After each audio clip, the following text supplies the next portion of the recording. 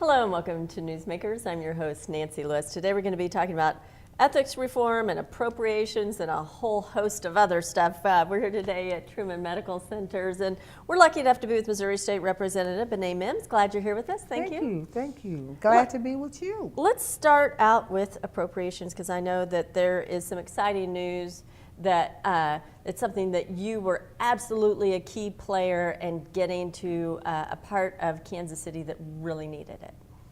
We're going to start with Appropriations, Health, Mental Health, and Social Services, and that's one of my committees that I've been on for 4 years. And when you look at everybody on the committee, you wonder who knows about mental health. Well, that's 38 years for me on this hill. So coming out of mental health, that was important. Then looking at them closing all of the emergency rooms that really dealt with it, and especially now they call it behavioral health, but it used to be Western Missouri Mental Health Center. So with that closing and TMCs closing their emergency rooms, most of the people with those issues now are like a revolving door. That's what we call them when they're coming in and out of the emergency room. So you need to stabilize them. Where do they go? They are in jail. So the last count was 300 people in jail because there's nowhere to go. So you've got mental health, and that's dual, some of them with dual diagnosis. You've got some of them that's homeless, and then our veterans. And then that's when I started looking at the numbers and realized how many veterans are here. So not only did we work on, and there was a team. Mm-hmm. So what I call the appropriations is our team. That committee is, to me, is nonpartisan. We come in and work together because we got serious stuff. That's the largest budget item in the state. So we not only got the $2.5 million for Kansas City, the $1 million for St. Louis. And St. Louis, they closed 29 beds. So in getting that money back in the budget, let me tell you, that was a victory. Our Attorney General brought $20 million to us, $2 million for the next 10 years. So on top of that, now that we got it so that they can have the treatment all the way. The group and the organization that's going to run this is Rediscover. Mm-hmm. You couldn't ask for better, because they know how to deal with them from the crisis to treatment to maintenance them to stabilize them, help them either get their Medicaid if they're eligible for it, and then some of them they have to assist in somewhere to live. So that was very a key important.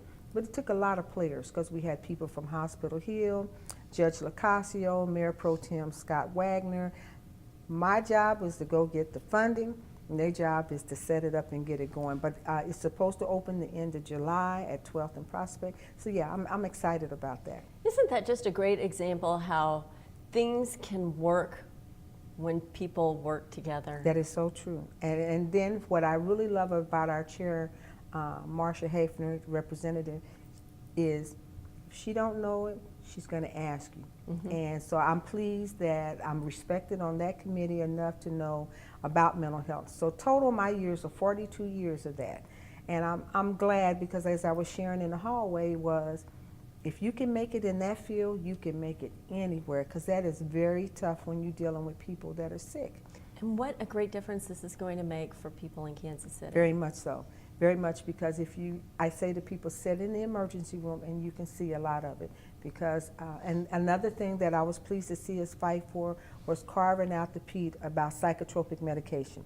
And one of my team members was like, well, share with me a little bit about the medication.